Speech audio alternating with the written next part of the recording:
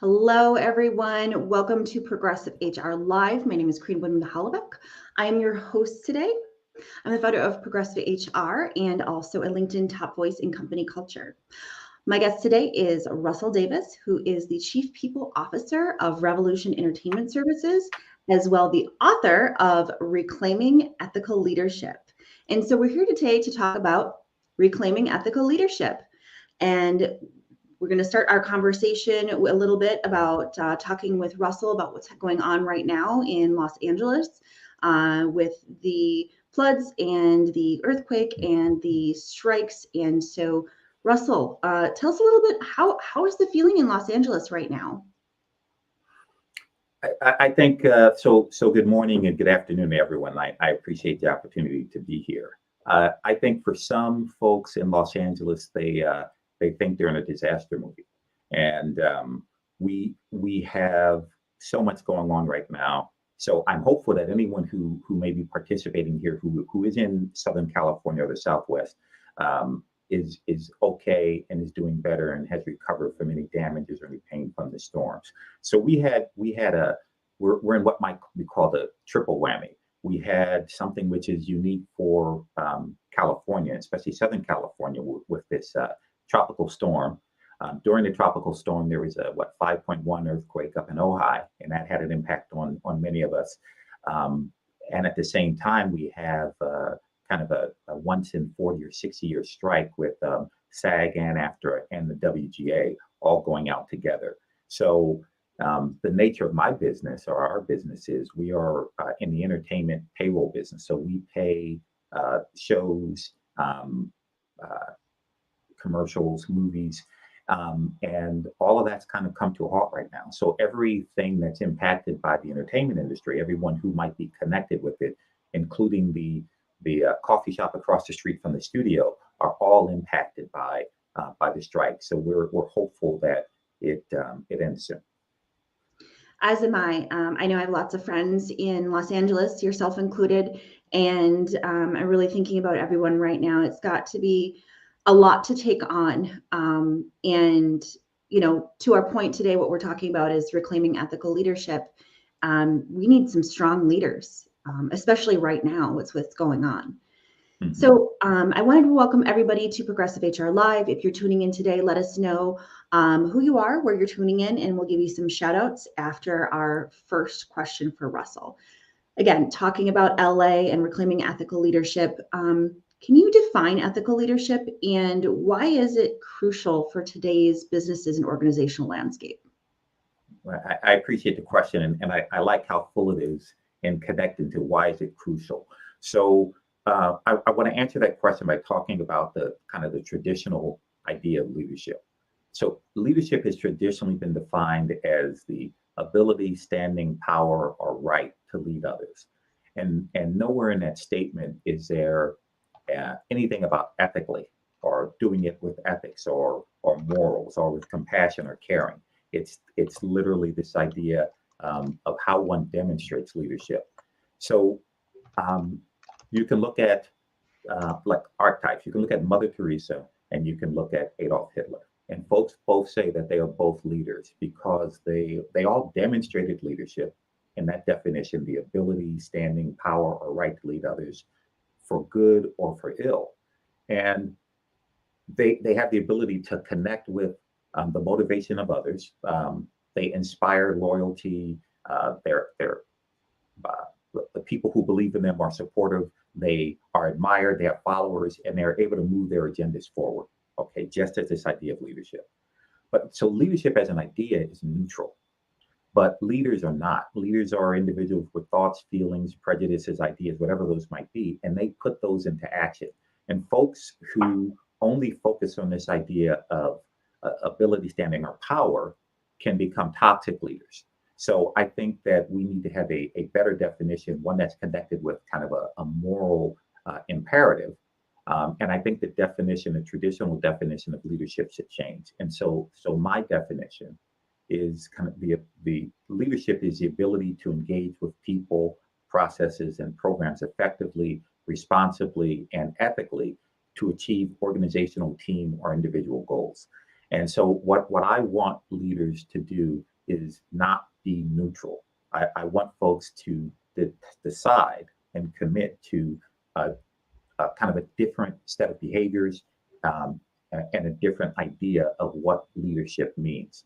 And we can talk about that a little bit more because I have a idea and a philosophy that's connected with what that action looks like. So, audience, I was very honored that Russell sent me a pre-sale copy of his book, Reclaiming Ethical Leadership. And I've been marking this book up a lot.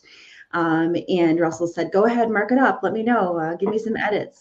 We've got different versions coming in. So if you do, I don't know, can I ask the audience if they want to go ahead and have a pre-sale copy as well? Is that possible? Sure, I'll take happy to do so. Happy to provide copies for folks. Okay, everyone, if you want a pre-sale copy, go ahead and just comment yes in the comments right now. But Russell, I wanted to read this excerpt here because it's what we've been talking about, how you answered, and it's a paragraph that really spoke to me. And I know I talk a lot about culture and about leadership, but it's always also this really big kind of mystic thing that everybody's trying to kind of demystify. But this excerpt just really resonated with me. Leadership has traditionally been defined as the ability, standing, power, or right to lead others. This definition leaves out the moral imperative of caring for those one leads in a positive, inclusive, ethical, benevolent, and compassionate way. And you mentioned a little bit about this in the previous answer here, but I really think that this is what we're all trying to get to for leadership. Audience, do you agree? Let me know in the comments. So before we go on with our questions, I'm going to just quickly jump to the audience and see who's joining us because we have a lot of comments that just came in. So, oh my goodness. All right. We have, and I've got to go back to the beginning here. Mindy Hankoop from Austin is joining us. And then we have Gaurav, sorry if I mistaken that name, joining here from Change Engine. And then we have, let's see here. I'm going to make sure that we have a LinkedIn user, and I'm going to make sure if I can find out who this is, from Gary Nellis, joining from Nalesco Insurance Services. And then back to my comments, we had Odette Garcia joining from Orlando, and Tim Whitley from Oklahoma. Happy to connect. So everybody, we're going to jump back to the banners and go on with the questions. We do have someone in here says, Grab says, I also read Russell's last book, The Leadership Papers, which I highly recommend as well. That's great, multi-time author here. And then we have Rick from Stockton, California. So thank you everybody for tuning in with comments for Russell. We're gonna head over to my second question. So I know we just asked about the definition of ethical leadership. So how can leaders promote open communication and transparency to create an environment where ethical concerns can be raised without fear of reprisal? So that question has a lot. The part of the simple answer is that those in positions of leadership need to choose and decide that that's the type of environment that they want, and then they need to commit to it. And that's where I think we have significant problems, where the commitment, it's just an idea. So my personal philosophy is values are always demonstrated by behaviors. So if I value effective communication, or if I value connection with people, then I need to behave in a way that demonstrates that that's true. Otherwise, it's just an idea or a wish or a thought. The interesting thing about organizations that define who they are and say, here's what we want to be, here's what we want to do. Leaders who say that, they're always going to be challenged. As soon as you put out there what you want to be like, somebody's going to say, well, last Tuesday you didn't act that way. That's perfectly fine, but there shouldn't be fear of that. So I think that two things need to happen. One is those in positions of leadership need to be able to be effective communicators, and there's a definition that I use for that. It's the act of expressing or exchanging information, ideas, thoughts, feelings to someone else, and having that information received and understood in the way that it was intended. Sometimes we don't finish a sentence. We just say, well, I communicated that. I communicated my wish, or I communicated my desire. Folks are like, I'm not really sure what you meant. How does that play out? What am I supposed to do? What does that look like? So there are very simple exercises that I engage with teams on, and there's one, and it's just the communication exercise. How do you communicate with others? How do you want others to communicate with you? And then there's this question, which is, what are your hot buttons? Meaning, what are those things that bother you or would put up barriers to communicating if someone did it? And that is typically the most difficult question for folks to answer. And do you know why? Do I know why well, I don't know all my hot button issues. I know some of them, but I don't think that I'm necessarily know exactly every single one, and they may just kind of creep up and, ooh, I feel that that's a pet peeve or hot. I mean, hot button issues, is that the same as pet peeves, right? Yeah. Mhm. And so we know those things, but we don't always want to tell people. And so what happens is um, uh, there's this minefield that folks are walking through every day and communicating with others, and they say things, they use jokes, they talk about things that offend us, but we don't always tell them that that's the case. And I see leaders do this often. They'll make a joke in a group, they'll make a comment in a group, folks will respond to it, and they're like, hey, I'm not sure what happened. But I think the commitment needs to be, I am willing to create the type of environment that I say I want, and that there's a process in there where you have to listen and engage with those around you to know what that means.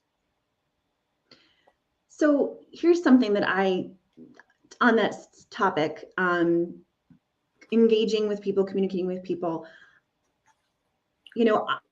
almost a lot of things I wouldn't say a lot of things trigger me or a lot of things affect me. Mhm. But I know when something is affecting me, and if I'm always telling people, because there's lots of different people to tell, I kind of feel like I'm always complaining.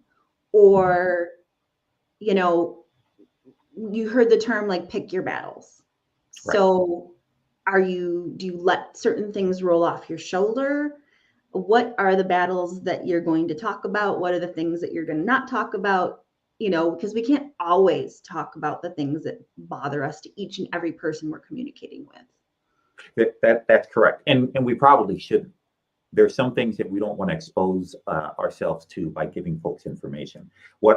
So I believe that most of us walk through the world every day wearing armor. And that armor is kind of a protection, a rational protection from what is going on around us, from the the comments, the behaviors, the slights that are inherent in the world every day, from those who love us and from those who don't know us. And what I talk with folks about is, hey, when do you take your armor off? And the reason I say that is, if we go through all of our life covered in armor, there's little breaks in the armor, and some of that uh, poison, as I call it, gets through and it fills up. If we can't take that off, I literally think we kind of kill ourselves. We have high blood pressure, we have hypertension, we have all these things that are signs of the interactions that we have with others. So what I talk about is, for those folks that you have interactions with, your supervisors, your team members, those loved ones around you. There are assumptions that are happening all day because we don't tell folks the things that bother us. And so for those interactions, I think that people sometimes get stuck on this idea of feelings. You need to control your feelings. We all have emotions. So one of the techniques that I talk about is, hey, here's how what you did impacted me.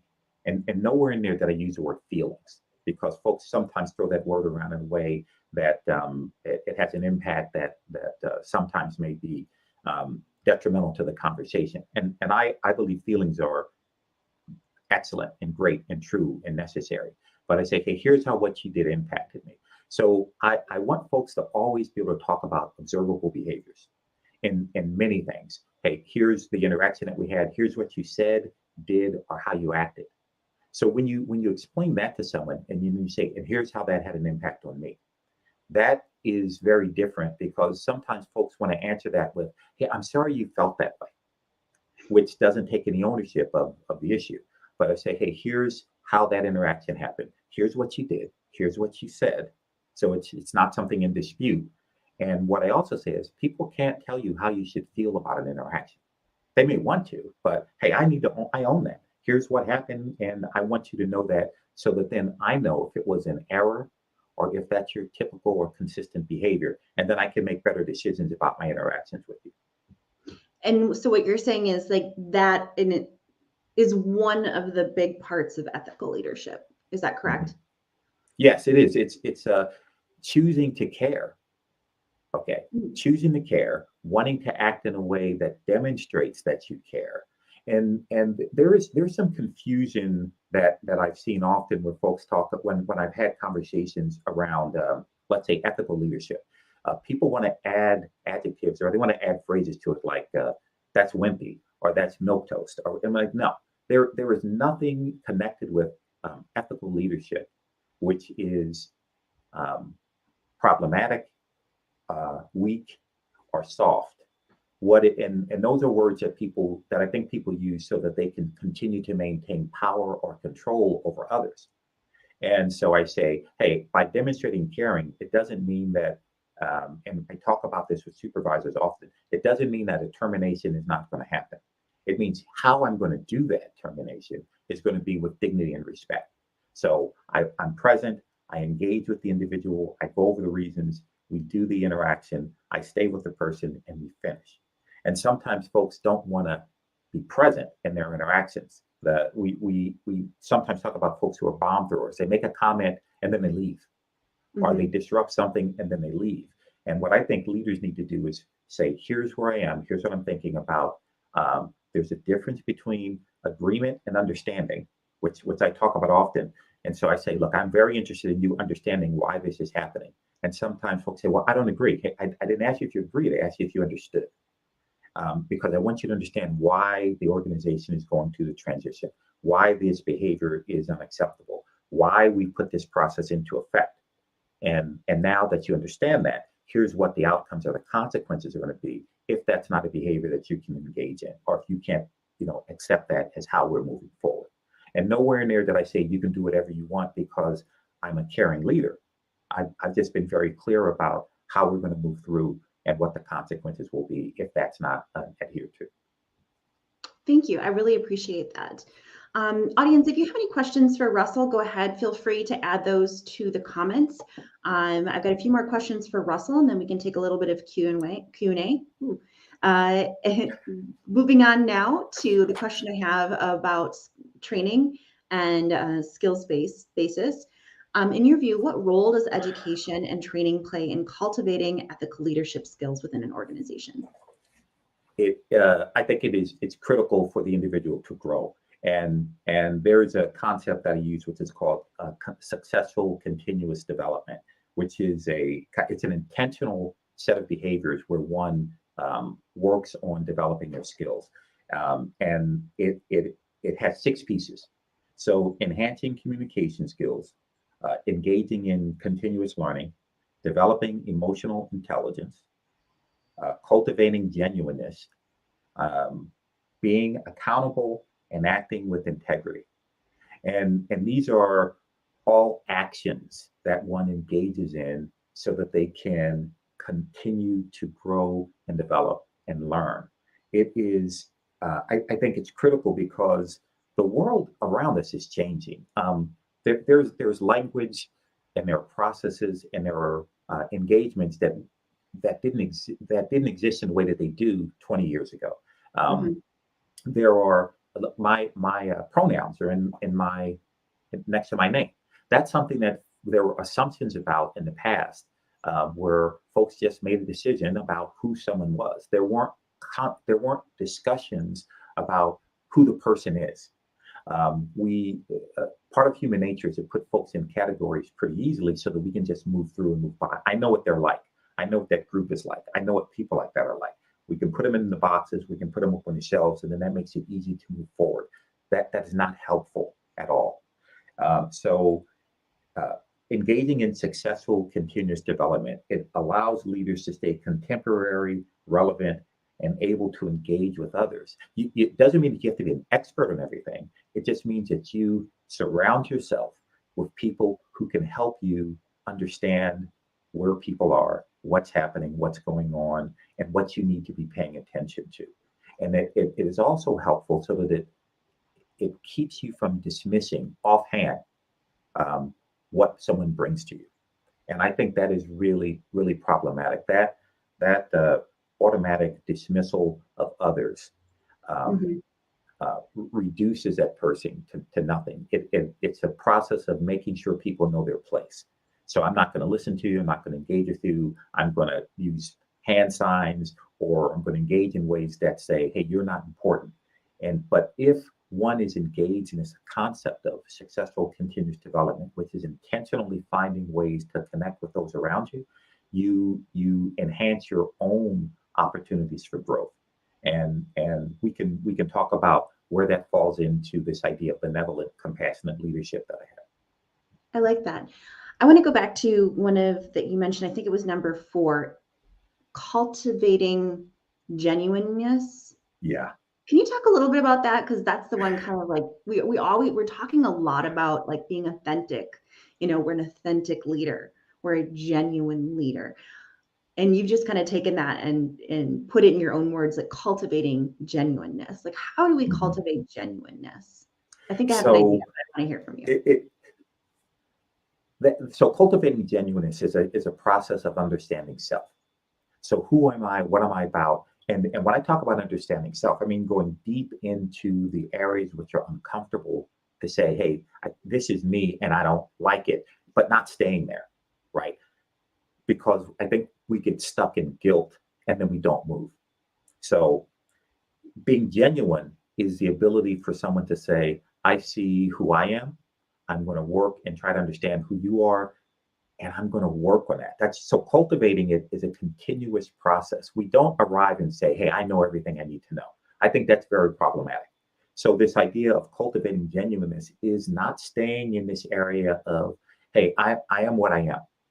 I think that statement is problematic in and of itself because it says I'm fixed in how I think, how I behave, what I believe, and what my values are, and I'm not moving to understand you. So, um, someone asked me, they said, "Look, uh, I'm a type." What they said was, "I'm a type A personality. I'm a tiger. That's how I am all the time. I'm always on the attack." Any behavior that one engages in on a consistent basis, or let's just say always, this is who I am, you're tuning a bunch of folks out who can't deal with that type. And so this idea of cultivating genuineness says, hey, there are things that I probably don't understand. I want to learn. Not you have to teach me, but there's some things I want to learn. I made a mistake when I called you this. I need to figure out how best to do that. So I'm being genuine that I there are things that I need to learn. I made mistakes. I am willing and interested in learning from that mistake and growing. And if there was pain that was caused to you by my behaviors, I want to fix that. But see, that's a choice. Some folks say, I hope they get over it, but they don't take any role in helping that happen. So being genuine is, hey, I am a person who is full of flaws, but I don't stay there and say because I have flaws that I can do anything I want and not have to be accountable for it. Mhm. I want to move forward, and I'm going to try to find all the ways possible to learn what is good and right and true for me. And this is a long journey because there are so many. There's philosophies, there are schools of thought, there's ways to be educated that we learn, and then we have to unlearn because it's not right for us. So being genuine about that is helping yourself and others understand who you are. And I think it's critical to folks being effective or benevolent, compassionate leaders. I just got to say, I love that again. Effective, benevolent, compassionate leaders. Thank you. So we're going to move on with this really big question that I have, and I hope it fits on the screen. You know the one that I'm talking about. So, can you provide some examples of organizations that successfully reclaimed ethical leadership after facing public scrutiny or ethical dilemmas? And what lessons can we learn from their experiences? Yeah, there's going to be controversy in what I say, and for some of the companies that I talk about, and I'm happy to engage in those conversations. So I think so. So Starbucks would be an example, Hmm. and one of the reasons I want to use them is a number of years ago, in what I think it was in my great city of Philadelphia, a couple of African American guys were in Starbucks, and um, uh, the they were just waiting for a friend. And the manager or whatever told them that they needed to leave. There were some things that happened. They talked about them being threatening, and then they were arrested. And Hmm. Starbucks' response in terms of what happened turned out to be rather interesting. They engaged in, um, they were specific about this idea of sensitivity and diversity training. They apologized to the individuals. They talked about, they did a national campaign where they said, hey, the way that we treat people isn't connected to what we fundamentally say we believe. So we're going to do something about that. They did it in a way where they didn't hire a firm just to cover it. You know, Hmm. they said, here's what they made statements. They made national statements. Here's what we did. Here's why it was wrong. There are things that we need to learn. We're going to do it, and here's what our commitment is, and we're going to let you see it. Apple did that as well a number of years ago, and Subway did it, and so my age will come out in this. Some of you probably remember when Subway had their spokesperson. He ate, Jared. yeah, Jared, Jared. Yeah. Jared, Hmm. who turned out to be uh, not a great human being, Yeah. right? Yeah. Well, let's just say And that. Yeah. yes, and they had to recover from that because he was the face of the organization. Hey, I lost 100 pounds just eating Subway every day, and here's what he was doing in the background. So what they did was they had to not just fix their image, but say, here's something that we promoted. Here's someone that we promoted who was engaging in behaviors which totally went against our values and values of society. We acknowledge that. Here's what we're going to do different. It's not just about having a spokesperson. It's about saying, hey, we're going to talk about our product in ways where we want to connect to all the communities around. So, they did that. Connected with your question are all these companies that came out, had problems, and then all they did was change their name. Hmm. So, um, uh, Blackwater changed their name like to Academy. GMAC Bank changed the name to Ally Bank. I don't even think folks think about, like, Phyllis Morris isn't called Philip Morris Financial. It's like Altria. Hmm. So Smith and Wesson is Outdoor Brands Corporation.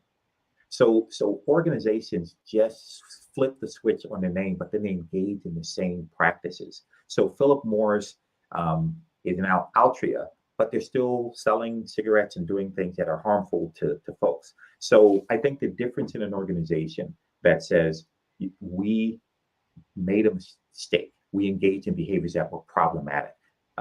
Wells Fargo had their issue when they were signing up customers and clients for things, and then they did a national campaign saying, we did that, we're wrong, that is against our values as an organization. Here's what we're going to do different, and then watch us do it. And then you're able to hold folks accountable for their behaviors, whether it's an individual or an organization. So Audience, if you have any examples of organizations that either showed that they can be ethical leaders, or organizations that didn't show that they could be ethical leaders, like Russell had mentioned. So Philip Morris, who were the other ones that the Allied Bank was the one that I got. What was the original name of it? Allied Bank? GMAC, GMAC. GMAC Bank, and Yeah. after the bailout, they ended up changing the name. Or you look at ones that you might know better, like Lance Armstrong Foundation. That name Mhm. changed to like Live Strong Foundation. Oh yeah, And you're right. right, so you change the name, the person's still connected with it. They may engage in the same behaviors, but they really don't talk about um, the reason why folks don't like the name or like the Mhm. company. So you just change it. What Facebook is now, what Meta. Meta, Meta. Hmm. uh, uh, Twitter, I get Twitter is X, and that changes nothing. You change the name, but you still Mhm. engage in the same way. And I think organizations or companies that don't, you know, how you recover from a mistake, I think sometimes is more important than the mistake that was made. And you have to be able to do that. Yeah. This comment is from Evan Boutros, and Gary Gary. I'm sorry, Vaynerchuk. Yep. Mhm. Vaynerchuk has always been a big supporter of compassionate leadership. And we know Gary is also very controversial at times as well. So um, that's interesting, Evan. Thank you. Audience, if you have any additional examples of ethical leadership of a company, one that Russell mentioned or didn't mention, go ahead and add those to the comments and get a little engagement going here. So Russell, I have one more question for you, and then we can start with some Q&A.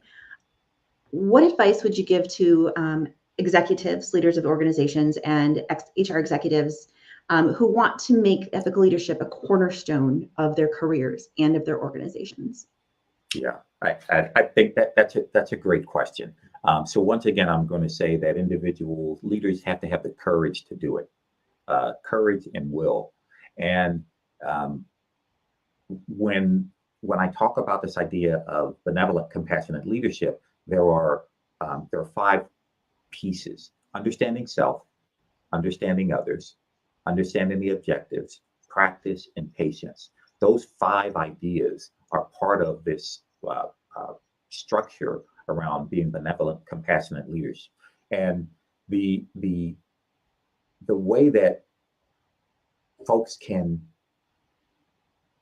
demonstrate that they believe in this is you have to understand what the words mean. So benevolent is established, organized, or focused on doing good, right? So that is um, key, is that you need to say, I am willing and want to do good and do the right thing, not just for profit, because you can still make a profit and do good, and compassionate, which is feeling and demonstrating empathy and caring for others. So you put those two things together and you say, okay, I'm going to be a benevolent, compassionate leader. And then the longer definition of leadership about doing things ethically and thinking about people is where it's connected. So for this question, leaders would engage in understanding self, they would engage in practice, and they would engage in perfect. But they need to recognize that effective leadership and leadership in general does not require a leader to be perfect. That doesn't exist. Um, what I want folks to do is when you engage in practice around who you are, what you want to do, what messages you want to send out, that you don't think about being perfect. Practice makes permanent, not perfect. And so this idea of practice over and over and over again creates muscle memory, whether it's a physical muscle memory or emotional muscle memory. You practice and practice, um, and recognize that your values are always going to come out in what you do. So when you say something, I have an open door policy, but you don't. Potentially, what one might say is, hey, on the second Tuesday of every month, I'm going to have 2 hours where anyone can come to me and we can have 15 minutes of dialogue together. And I'll take your feedback. And then what we'll do is we'll take all that feedback. And then once a month, we'll have a discussion about everything that was brought to me, which is very different than saying, I have an open door policy. You can always come to me if you don't Mhm. mean it. So I just say, hey, be specific. So there are a couple of components that I believe that um, effective leadership does not require perfection. Leaders are always going to be under scrutiny and will constantly be tested. Don't be afraid of that. Just recognize that that's a part of who you are because of the role that you're taking. Recognize that you as a leader are like a battery. The whole purpose of your placement in front of or around or with others is that they drain your batteries. But that's because the energy that you put out there, that one should put out there, is positive, engaging, and motivating. So that people want to be around you. What leaders need to understand and figure out is, hey, how do I keep my battery charged? And I talk about, when do you let your hair down? When do you who do you go to? what resources you have available for you to take care of yourself. And self-care is very important. It's not taking a bubble bath. It's being intentional about how you take care of yourself, even when you have to step away. Leadership is not a solitary exercise. There are we need to have people around us who can correct us, who can pop our bubbles when our heads get too big, when we think that we have all the answers. You have to have good people around you that you trust and love, who can give you honest feedback and can help you have clarity on what it is that you're doing and how it's impacting others. And then leaders must cultivate relationships. The reason I use the word cultivate is because we throw a wide net and we say, hey, I know a lot of people. Do you care about a lot of people, or do you just know a lot of people? I have a lot of friends. Do you have a lot of friends, or do you just know a lot of people? What are you doing with those relationships? How do you manage them? How do you take care of people so that you can continue to be demonstrating genuineness? So, Thanks, Russell. With that, and it's interesting that you picked that topic to talk about. I had marked this excerpt in your book to quote, and it's exactly what we're talking about now. So, understanding the self allows one to see and accept their truths. If you're clear-eyed about your past, accept your mistakes, commit to positive change, learn to ask forgiveness from others, forgive yourself, and see the future with potential, not dread, then you are on the right path. And so that's another quote that really, really spoke to me in the book. So thank you for that. So audience, we're coming up on our ending. We will have a little bit of Q&A for about 5 or so minutes if you have questions. But before we want to end and go into Q&A, I want to let you know that you can contact Russell on LinkedIn, Russell Davis. You can also look to see what Russell is doing on the Progressive HR channel as well. Next month we go live Next month we go live September 19th. Yeah, I'll ask for forgiveness for that little flub there. We go live September 19th with Geeta Kulkarni, Humor in the Land of Rebrand and Innovation. And then also in September, Tracy Spanenberg joins us for a chat about GenAI and ChatGPT. So let's get into our Q&A. Anyone have questions for Russell? Or Russell, do you have any questions for the audience that they can answer? I'd be very interested in knowing, and it's connected with the feeling, do people believe that leaders have to be hard or harsh to demonstrate that they have power and control to move their message and move their organizations and move their politics forward? That's a very interesting question. I'll answer it and say that I think that they need to be hard at sometimes. Being a mom, I would consider myself to be a bit of a leader, and maybe it's the child development, but sometimes I have to say things in a very stern voice to be heard, like to me that I'm really serious. But at the same time, if they make a mistake, I'm forgiving to them. I'm not chastising, which I think is also important. But I do think at times leaders need to be a little hard, but not always. Yeah. Audience, what do you think? While we're ruminating on that, Andrew has a question. How are leaders needing to shift the way they work, especially during this economy? There's a phrase that many leaders and companies use, and they talk about transparency. And I always say, be careful with that, because when you put the word transparency out there, the people who hear it say, oh, you're going to tell us all the things that we want to know about how the company runs, about the finance and everything. We're going to be transparent with our decision-making process. So I think that leaders today need to be honest and in many respects open and direct about what's happening. For example, in the industry right now, there are organizations ours included, which has to make decisions around staffing and around salary and about layoffs and other things Mhm. because of the realities of the strike lasting for what, over 112 days now. Yeah. So that has an impact on the bottom line. We just had an all staff meeting yesterday where we talked with the whole organization about where we are and about how the impact of the strike, what it's doing for us, the layoffs that have happened, reductions that have happened. But we say, hey, ask us questions about that, even though more things may happen. So what we need to do is like for those who sell, like tack and jive through all the changes which are happening in the landscape of our work, and tell our supervisors, managers, and other leaders how to message honestly information to their staff. Mhm. Sometimes when those at the top just make a comment, they're like, yeah, but what's really going on? Those other folks, the mid-level managers, the supervisors, others, need to be able to have information so that they can have the conversations with their team to say, here's what that means. Here's how it plays out. Here's what that's going to look like. Here's how it might impact you. Those are all conversations that I want to have with folks and that I want them to have with me. And so part of that is for the leaders in the organization to give those answers to their key people.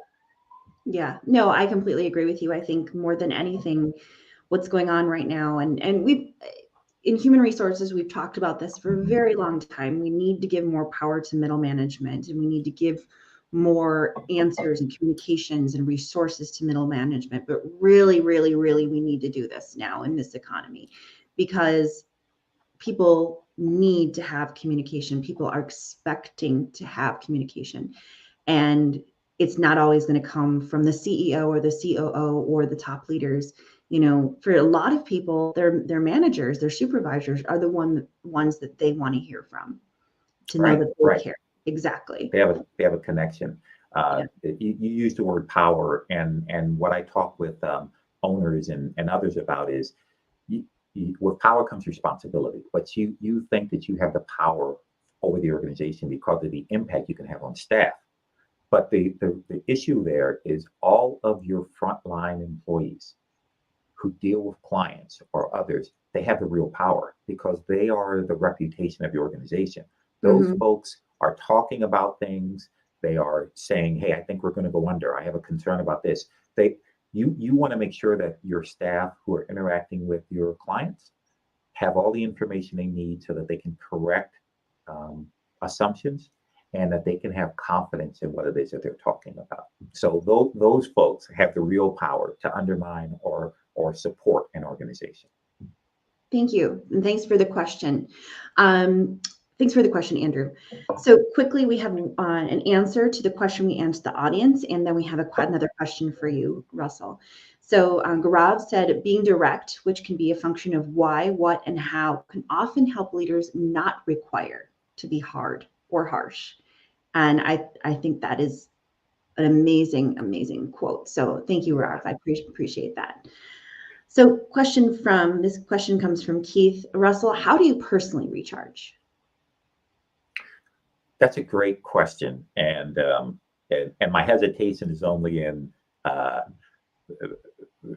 that's a great question. So I um, I have a wonderful family, and when I come home, I rest in their love, right? My wife and I have been married 20, 27, 28 years. My kids are grown and gone, but they call. And for every conversation I have with my family, and this still amazes me and friends today. My kids who are 20, 28, 24, and 21, they tell me every time that we talk that they love me, right? Which is unheard of for in many respects. And that is so um, invigorating that they mean it. Even when they say it casual after the phone call is ending, hey, I love you, Dad. And I'm like, wow, they mean that. So I rest in my friends and family. You'll see if whoever gets the book at some point, at the end of it, there's a thank you to all those folks who got me through the pandemic and other things that were going on and issues with family and all these things. I rely on my friends who are who have demonstrated that they are there for me as if they were family, and it's wonderful. So I rest in their love and comfort, and that's exactly what I need. And I want to let you know, Russell, that I do love talking with you because you just have this calming presence. And, even though an audience, Russell and I have, I don't know, we've been talking over the course of like almost a year now, Mhm. trying to get this live going, or actually schedule live scheduled. And we've talked multiple times virtually. And just Russell always just have this really calming conversation, and just an energy that actually reaches out through the online, and kind of is very calming. So wanted to let you know that, Russell. Thank you. I appreciate you too. And then Andrew said regarding the question that you'd asked, it makes my heart feel warm. It does make Thank you, Andrew.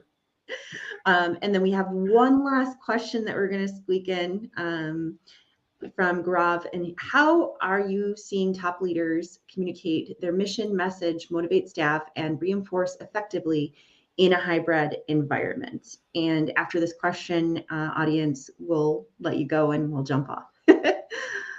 I have to. So both Gaurav and Andrew are folks that I've known and worked with, and one of the ways that we continue to get our message across as an organization is, and it's not a shameless plug, but it is through this concept that change engine provides me and my company with tools and information to connect with our staff, and we have staff in India, Canada, France, and the U.S. Across the U.S.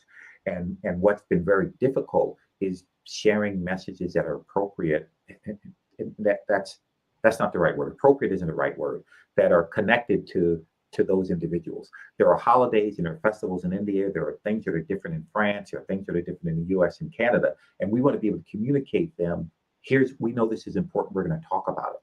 Change Engine has helped us do that, but I think that all organizations need to find a way to share consistent messages about who they are as an organization and what it means to be an employee. Here's who we want. Here's why we want you. Here's what you can do with us.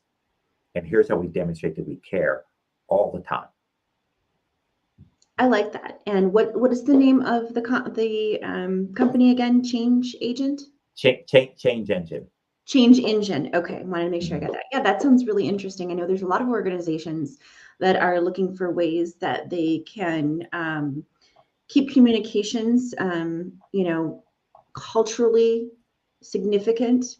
as well as not using a lot of buzzwords that we may or may not understand Yeah. within communications. Just really keeping communications understandable, straightforward, and of course, communicative. So Mhm.